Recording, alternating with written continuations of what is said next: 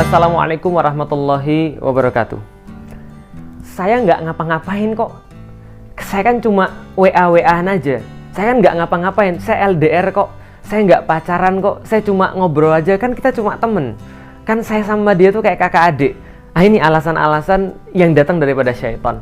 Fazayyana lahumus syaiton a'malahum. Syaiton itu senantiasa menghias amal-amal yang buruk seolah-olah itu adalah terasa baik. Ketika pacaran diharamkan, maka dibuatlah pacaran syariah, pacaran islami. Seolah-olah pacaran itu jadi boleh karena pacarannya itu di pinggir masjid, pacarannya di bawah beduk misalnya. Atau pacarannya ketika Ramadan, ketika tarawehan, pacarannya dimulai dengan basmalah lalu diakhiri dengan hamdalah. Pacarannya syariah. Kenapa? Karena ketika berpacaran diawali dengan membaca surat Yasin dan membaca membaca doa kifaratul majlis. Gitu kan ya. Nah, ini tidak menjadikan maksiat menjadi baik. Tidak menjadikan maksiat menjadi boleh. Kenapa? Karena keharaman tetap saja sebuah keharaman. Kebanyakan orang tidak memahami, termasuk para pengemban dakwah pun yang sudah mempelajari Islam, mereka tidak paham bahwa di dalam Islam kehidupan laki-laki dan wanita terpisah.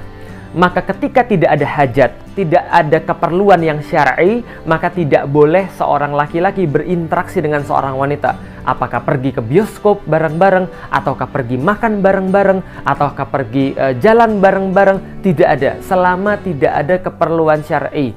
Maka keperluan syar'i itu sudah diukur di dalam syariat. Seperti apa? Misal pendidikan, mereka boleh berkumpul satu sama lain selama dalam pendidikan, selama misalnya menuntut ilmu. Apalagi dalam masalah pengobatan atau kesehatan, maka seorang laki-laki bisa berobat pada dokter yang wanita. Demikian sebaliknya, seorang wanita bisa berobat pada dokter laki-laki. Dalam masalah peradilan, ketika diperlukan untuk membuktikan sesuatu yang berkaitan dengan pengadilan, maka itu pun boleh. Dan perkara-perkara lain yang diperbolehkan oleh syariat, semuanya boleh.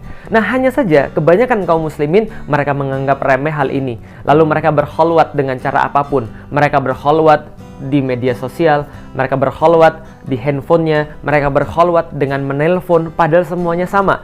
Karena kholwat tidak hanya bertemunya dua orang, tapi ketika pembicaraan itu membuai, lalu kemudian menafikan orang lain, dia berkasih-kasih sayang di situ, berbuai-buai dengan segala macam di situ, itu juga sudah termasuk berkholwat. Maka ini harus hati-hati. Pergaulan pria dan wanita terpisah. Lah, mengapa begitu? Karena ini adalah bagian daripada tindakan preventif yang dilakukan oleh Islam. Bahwa wanita dan laki-laki ini memang punya kecenderungan satu sama lain. Maka mereka tidak diperbolehkan untuk bersama kecuali dalam hajat-hajat yang syar'i.